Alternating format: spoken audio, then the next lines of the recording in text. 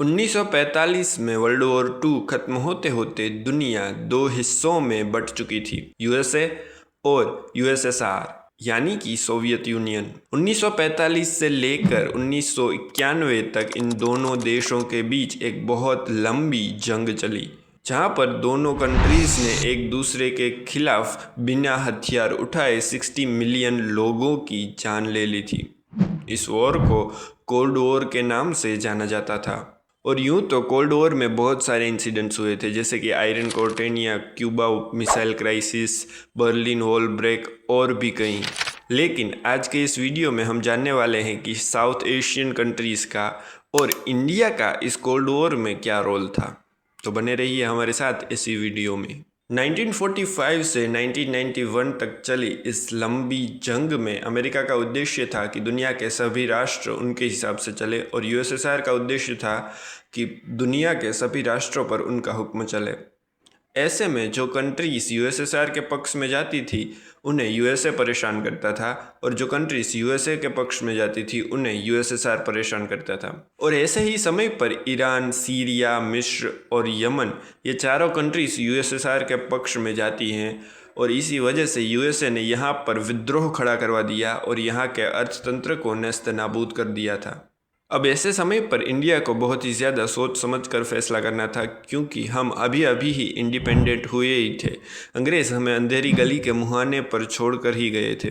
तो ऐसे में एक डेमोक्रेटिक डेवलपिंग कंट्री के लिए इन दोनों कंट्रीज़ जो सुपर पावर है उनकी जंग में से किन की ओर रहना, ये एक बहुत ही टफ डिसीजन था। और उस समय पर नेहरू गवर्नमेंट का शासन था, और शायद से ये नेहरू गवर्नमेंट का सबसे अच्छा डिसीजन था कि 1961 में उन्होंने एक NAM करके नए पक्ष की शुरुआत की, जिसका मतलब था कि नॉन एलाइजिंग मूवमेंट। मतलब कि NAM के साथ जुड़े हुए राष्ट्र यूएसएसआर और यूएसए दोनों में से किसी की भी तरफ नहीं थे, ये एक तीसरा ही अलग और न्यूट्रल पक्ष था। NAM के साथ जुड़े हुए राष्ट्रों का मतलब है कि ये राष्ट्र अभी भी डेवलपिंग फेज में है और इन्हें दोनों में से किसी सुपर पावर के साथ जुड़ने की ज़रूरत नहीं है। 1961 में 4 राष्ट्रों के साथ इस NAM मूवमेंट की शुरुआत हुई थी। सबसे पहले इंडिया, मिस्र, इंडोनेशिया और यूगोस्लाविया, इन 4 राष्ट्रों के साथ मिलकर इस NAM मूवमेंट की शुरुआत हुई थी। इंडिया की ओर से नेतृत्व कर रहे थे नेहरू, मिस्र की ओर से कर्नल नाजिर, इंडोनेशिया की ओर से अहमद और यूगोस्लाविया की ओर से मार्शल टिट। अब क्योंकि यूएसएसआर और अमेरिका के बीच जंग जारी थी, इसीलिए यूएसएसआर ने अमेरिका पर हमला करने की सोची। लेकिन आप देख सकते हैं कि यूएसएसआर नक्शे की एक तरफ है और यूएसए नक्शे की एक तरफ।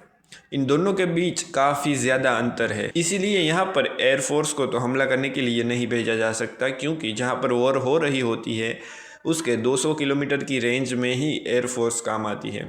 जब इंडिया में भी राफेल एयरक्राफ्ट को फ्रांस से लाया जा रहा था, तब भी उसे दुबई में रिफ्यूलिंग के लिए रोका गया था, इसीलिए यहाँ पर एयरफोर्स को तो नहीं भेज सकते हैं। जहाँ तक बात रही थल सेना की, तो उसे तो पहुँचते पहुँचते ही 3 महीने लग जाने थे, क्योंकि हम बात कर रहे हैं 1960s की। उस समय पर इतने ज़्यादा प्लेन्स नहीं उड़ा करते थे, इसीलिए यहाँ पर सिर्फ नेवी आर्म्ड फोर्सेस को ही भेजा जा सकता था यूएसए पर अटैक करने के लिए। लेकिन यहाँ पर नेचर ने यूएसएसआर के साथ एक बहुत बड़ा धोखा कर दिया। यूएसएसआर का जो ऊपरी समुद्र है वो ठंड की वजह से जम गया था, इसलिए यहाँ से तो नेवी शिप्स को नहीं ले जाया जा सकता। नेवी शिप्स में आप देख सकते हैं एक पूरा का पूरा शहरी बसा हुआ होता है, और उस पर प्लेन्स को भी लैंड कर सकते हैं। ऐसे में यूएसएसआर ने एक तरकीब निकाली, क्यों ना उनकी नेवी शिप्स को जापान की ओर से निकालते हुए, हिंद महासागर से अरब सागर की ओर से निकालते हुए इस रास्ते से अमेरिका पर हमला करने के लिए भेजा जाए।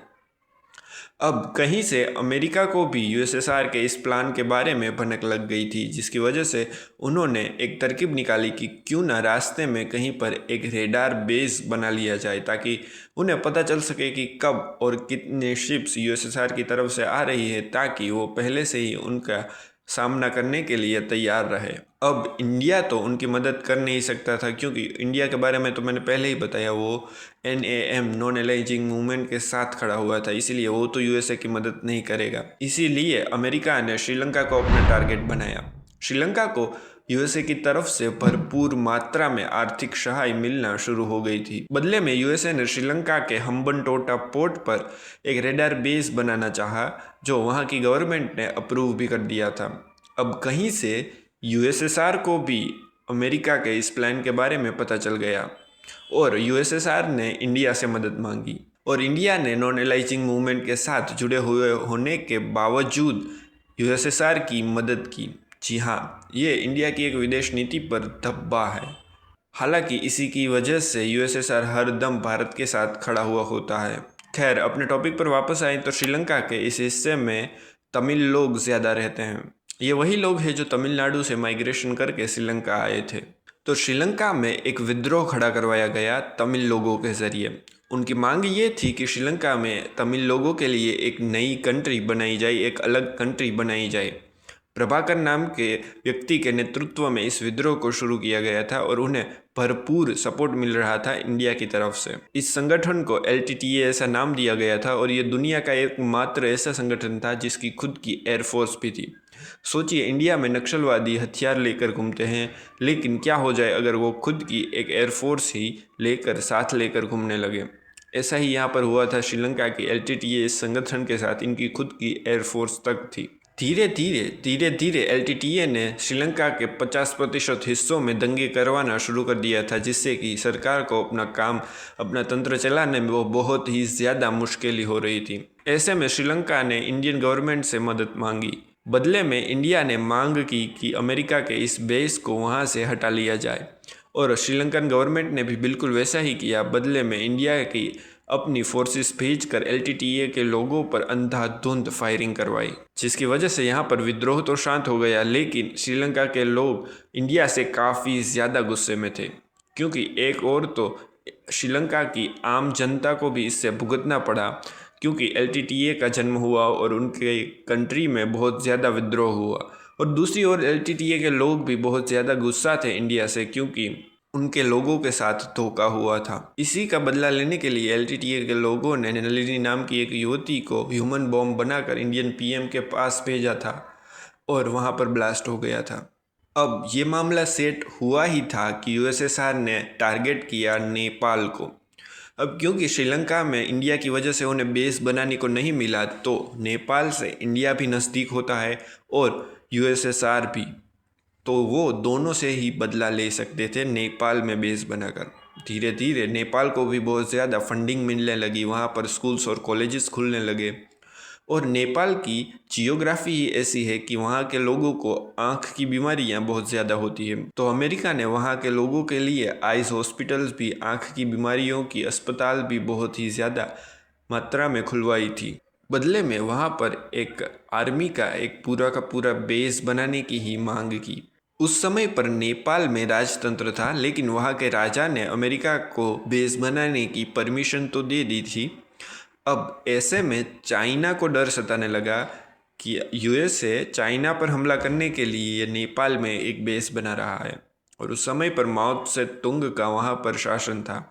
माओ त्से तुंग ने कई सारे लोगों को तैयार किया विद्रोह करने के लिए, उन्हें ट्रेनिंग दी, उन्हें हथियार दिए गए और उन्हें नेपाल भेज दिया गया। माओ त्से तुंग ने तैयार किए होने की वजह से इन लोगों को माओवादी नाम दिया गया। उन्होंने नेपाल में जाकर बहुत ज़्यादा विद्रोह किया और यही माओवादी बंगाल के रास्ते होकर इंडिया में छत्तीसगढ़ में आए और नक्सलवाद फैलाने लगे थे।